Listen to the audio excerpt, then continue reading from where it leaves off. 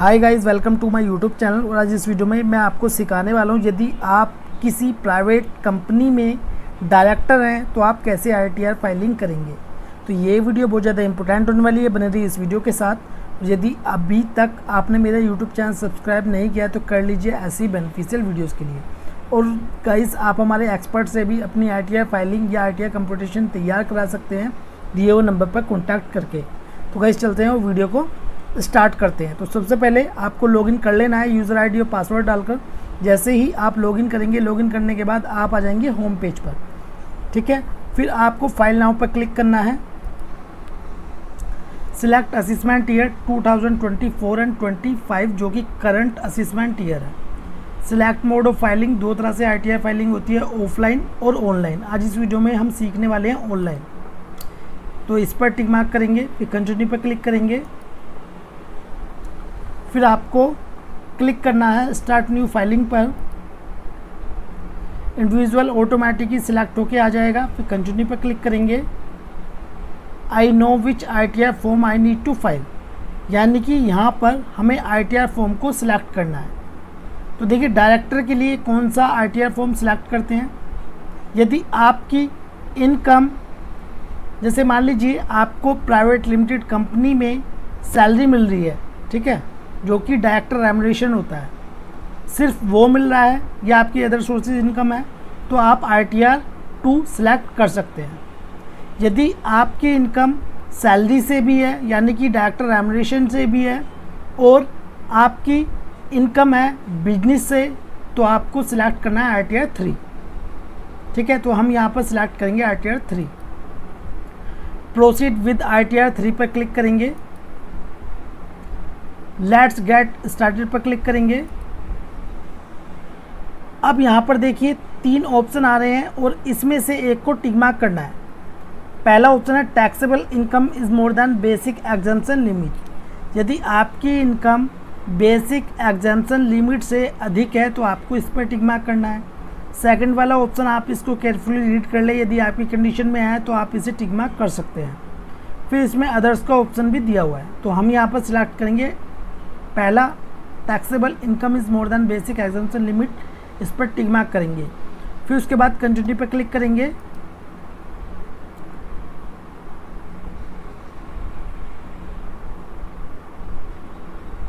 फिर उसके बाद आपको यहाँ पर शेड्यूल सिलेक्ट कर लेने हैं, ठीक है, अपने अकॉर्डिंग। फिर नीचे आएंगे, कंटिन्यू पर क्लिक करेंगे। फिर कंटिन्यू पर क्लिक करेंगे। अब देखिए यहाँ पर फिर दोबारा से कंटिन्यू पे क्लिक करेंगे।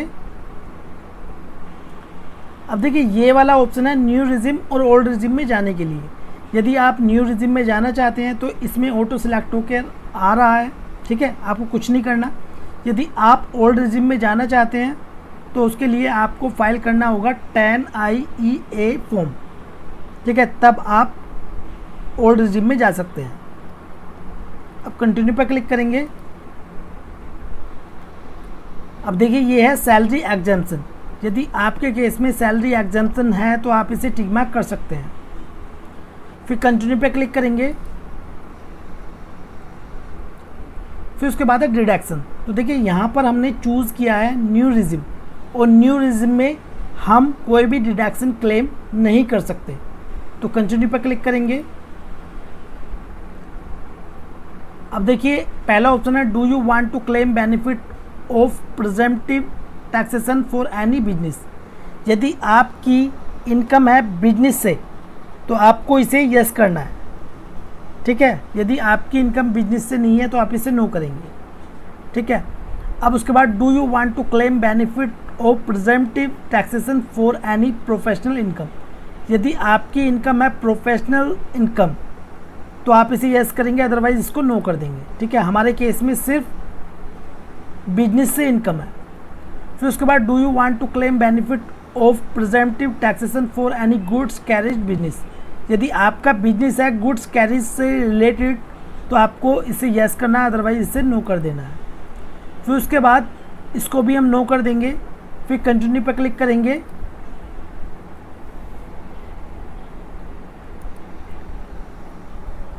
देखिए इसमें पहला शेड्यूल है जर्नल, इस पर क्लिक करेंगे। अब देखिए इसमें पर्सनल इन्फॉर्मेशन है, इसमें कॉन्टैक्ट डिटेल्स है और ये है फाइलिंग सेक्शन। इस पर क्लिक करेंगे। Due date of filing return of income, तो यहाँ पर आपको ड्यू डेट को सिलेक्ट करना है।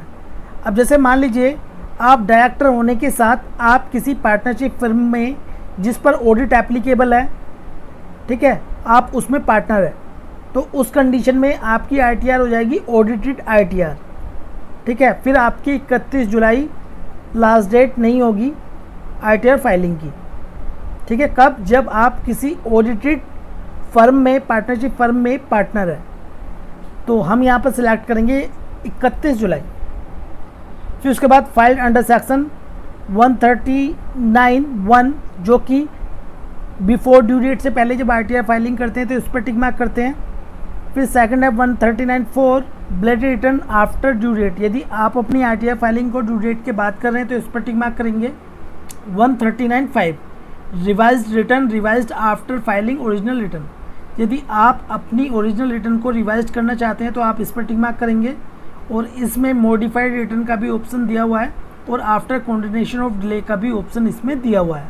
फिर नीचे आएंगे, नीचे आने के बाद जो कि हमारा सेक्शन है 115 BAC, जो कि मैं ऑलरेडी आपको बता चुका हूं, और हम इसमें जा रहे हैं न्यू रिजिम में। फिर नीचे आएंगे, फिर उसके बाद रेजिडेंटल स्टेटस इन इंडिया, तो आपको इसमें से अपने अकॉर्डिंग सिलेक्ट कर लेना है। यदि आप रेसिडेंट है तो आपको रेसिडेंट सिलेक्ट करना है, नॉन रेसिडेंट है तो नॉन रेसिडेंट आपको सिलेक्ट कर लेना है। फिर कंडीशंस फॉर रेसिडेंटल स्टेटस, तो इसमें आपको यदि आप इंडिया में रह रहे हैं और आप 182 दिन या उससे ज़्यादा आप इंडिया में रहे हैं तो उस कंडीशन में आपको फर्स्ट वाला सिलेक्ट करना है। फिर उसके बाद do you want to claim the benefit under section 115H, तो इसको हम नो पर टिक मार्क करेंगे। फिर इसको भी नो पर टिक मार्क करेंगे। फिर इसको भी हम नो पर टिक मार्क करेंगे और इसको भी हम नो पर टिक मार्क करेंगे, whether you are an FPI, ठीक है। फिर नीचे आएंगे, फिर डिटेल्स ऑफ रिप्रेजेंटेटिव SSC, तो इसको भी हम नो पर टिक मार्क करेंगे। फिर उसके बाद डिटेल्स ऑफ डायरेक्टरशिप, देखिए यदि आप किसी प्राइवेट लिमिटेड कंपनी में डायरेक्टर हैं तो आपको इसे यस करना है, ठीक है। यस करने के बाद अब आपको इसमें नेम ऑफ कंपनी, कंपनी का नाम डालना है, जैसे कि मैं इसमें डाल देता हूं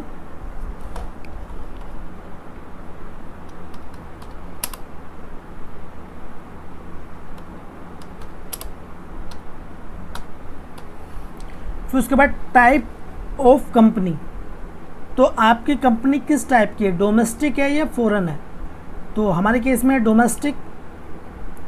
फिर उसके बाद whether its share are listed और अनलिस्टेड, तो आप जिस प्राइवेट लिमिटेड कंपनी में डायरेक्टर हैं उसमें शेयर लिस्टेड है या अनलिस्टेड है, ठीक है, वो आपको सिलेक्ट कर लेना है। फिर पैन ऑफ कंपनी, यहाँ पर कंपनी का पैन आपको डाल देना है और अपना डिन नंबर, डायरेक्टर आइडेंटिफिकेशन नंबर, ठीक है, जो कि आपको पता होगा, ठीक है, वो आपको इसमें डाल देना है। फिर नीचे आएंगे, फिर है डिटेल्स ऑफ फर्म, यदि मान लीजिए आप किसी कंपनी में, ठीक है, पार्टनरशिप फर्म में पार्टनर है तो उस कंडीशन में आपको इसे यस कर देना है और नेम ऑफ फर्म यहाँ पर आ जाएगा और पैन ऑफ फर्म यहाँ पर आ जाएगा, यानी कि पैन नंबर फर्म का यहाँ पर आ जाएगा। फिर नीचे आएंगे, फिर details of unlisted equity share, अब आपको इसमें अनलिस्टेड इक्विटी शेयर की डिटेल्स इसमें ऐड करनी है, जैसे कि इसको यस करेंगे, ऐड डिटेल्स पर क्लिक करेंगे,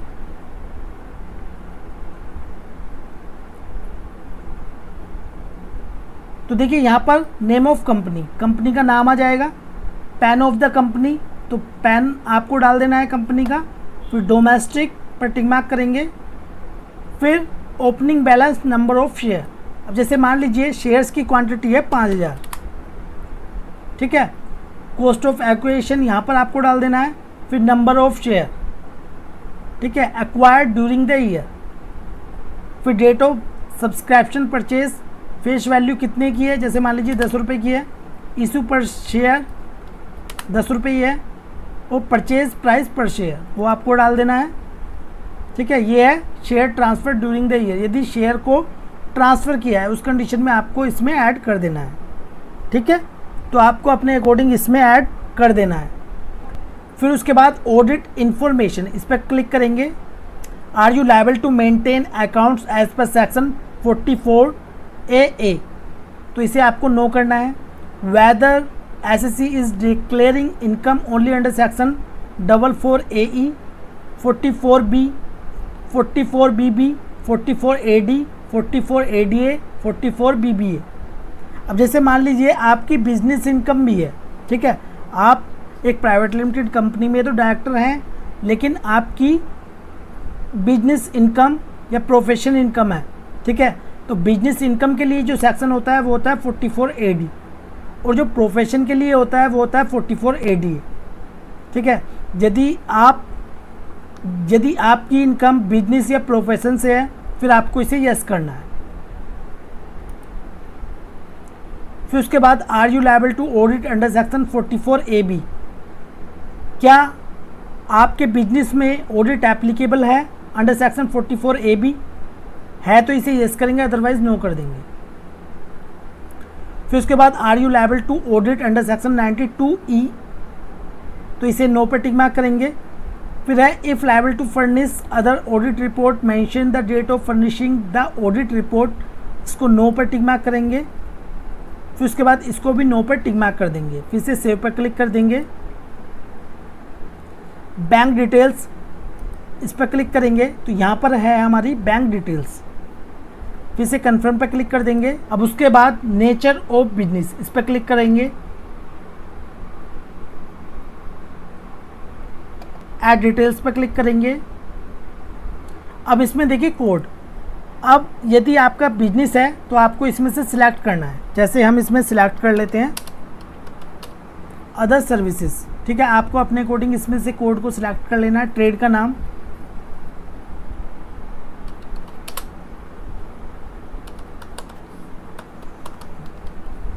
डिस्क्रिप्शन में आप ऐड करना चाहे तो कर सकते हैं। फिर ऐड पर क्लिक करेंगे। जैसे हम इसमें ऐड कर देंगे, ऐड पर क्लिक करेंगे, कन्फर्म पर क्लिक करेंगे।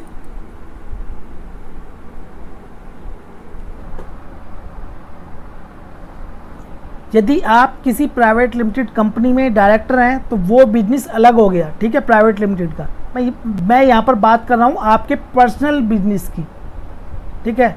तो हम अपनी कंडीशन में 44AD सेक्शन में बिजनेस इनकम को शो करेंगे, ठीक है। तो बुक्स मेंटेन हम नहीं कर रहे हैं, इसलिए हम बैलेंस शीट को यहाँ पर फिल नहीं करेंगे। नो अकाउंट केस में जाएंगे और इसको 00 कर देंगे, अदरवाइज़ बाद में यहाँ पर एरर शो हो जाता है। फिर कंफर्म पर क्लिक कर देंगे, ओके पर क्लिक करेंगे।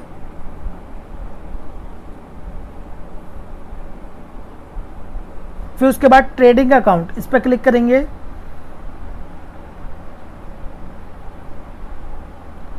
फिर नीचे आएंगे, इसमें भी हमें कुछ नहीं करना है, कंफर्म पर क्लिक कर देंगे।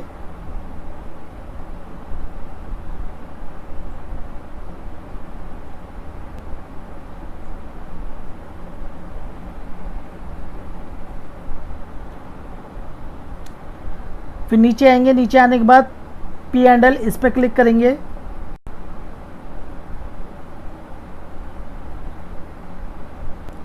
फिर उसके बाद हम नीचे आएंगे और प्रेजेंटिव इनकम, इस पर क्लिक करेंगे। इसको एडिट पर क्लिक करेंगे, जैसे कि हमारे केस में बिजनेस। ऐड डिटेल्स पर क्लिक करेंगे, नेम ऑफ बिजनेस यहाँ पर डाल देंगे। बिजनेस कोड, अदर सर्विसेज हमने जो कि उसमें ऐड किया था, ठीक है, ऐड पर क्लिक कर देंगे। अब यहाँ पर हम अपनी रिसिप्ट और नेट प्रॉफिट को ऐड कर देंगे। जैसे कि हमारी बैंक से रिसिप्ट है 15,50,000 रुपये, और इसमें हम अपने प्रॉफिट को दिखाएंगे 4,55,000 रुपये। फिर नीचे आएंगे, नीचे आने के बाद सेव पर क्लिक कर देंगे, फिर कंफर्म पर क्लिक कर देंगे।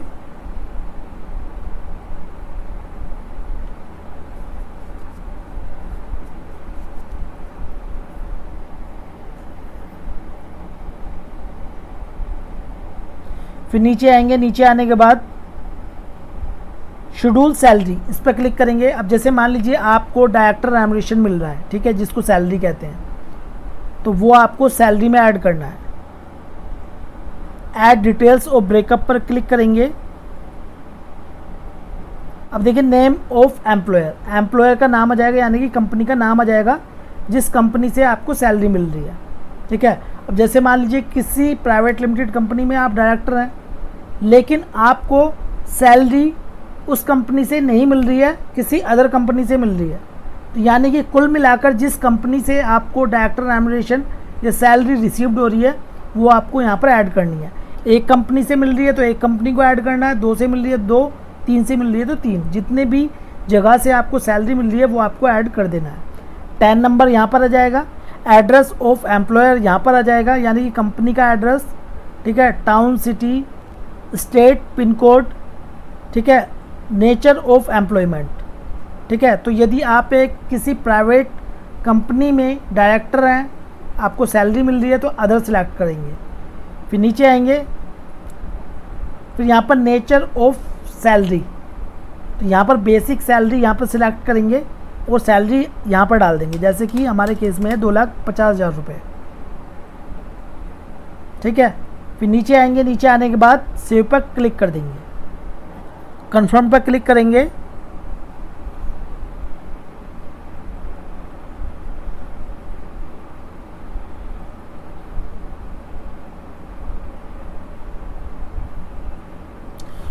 फिर उसके बाद नीचे आएंगे, नीचे आने के बाद शेड्यूल बीपी, इस पर क्लिक करेंगे।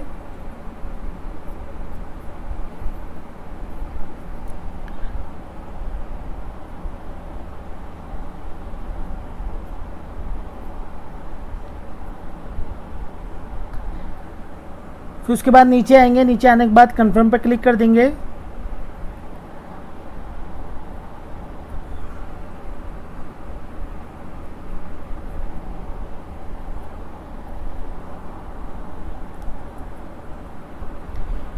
फिर उसके बाद नीचे आएंगे, नीचे आने के बाद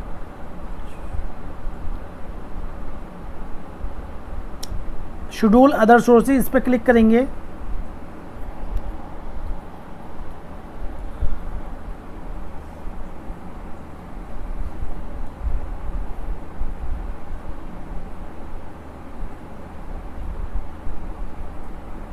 तो जो भी आपकी इनकम फ्रॉम अदर सोर्सेज से इनकम होगी यहाँ पर शो हो जाएगी, जैसे कि डिविडेंड से है 9,644 रुपये, इंटरेस्ट अमाउंट है 26,614 रुपये, ठीक है। फिर नीचे आएंगे, नीचे आने के बाद कंफर्म पर क्लिक कर देंगे।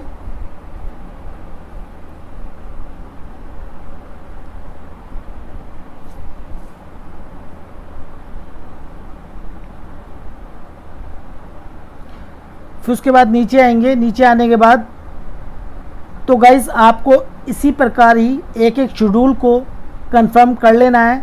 कंफर्म करने के बाद, ठीक है, ये जब सभी कंफर्म हो जाएं, टैक्स पेड में आपका यदि टीडीएस कहीं से भी कट हुआ है तो यहाँ पर शो हो जाएगा। फिर पार्ट बी टीटीआई तक आपको कंफर्म कर लेना है, ठीक है। जो मेन शेड्यूल थे वो मैंने आपको बता दिए हैं, ठीक है। तो आपको इसी प्रकार ही अपनी आईटीआर फाइलिंग करनी है। यदि आप एक किसी कंपनी में डायरेक्टर हैं, ठीक है, आपको डायरेक्टर रेम्युनरेशन मिल रहा है, या आपका बिजनेस भी है अपना पर्सनल बिजनेस, ठीक है, या पार्टनरशिप फर्म में आप एक पार्टनर भी हैं, तो मैंने सभी कंडीशंस में आपको इसमें बता दिया है। और यदि अभी भी आपकी कोई क्वारी है तो मुझे कमेंट बॉक्स में कमेंट करिए। और यदि आप हमारे एक्सपर्ट से अपनी आईटीआर फाइलिंग कराना चाहते हैं तो आप दिए हुए नंबर पर कॉन्टैक्ट कर सकते हैं। तो मिलते हैं नेक्स्ट वीडियो में, जब तक के लिए जय हिंद, जय भारत।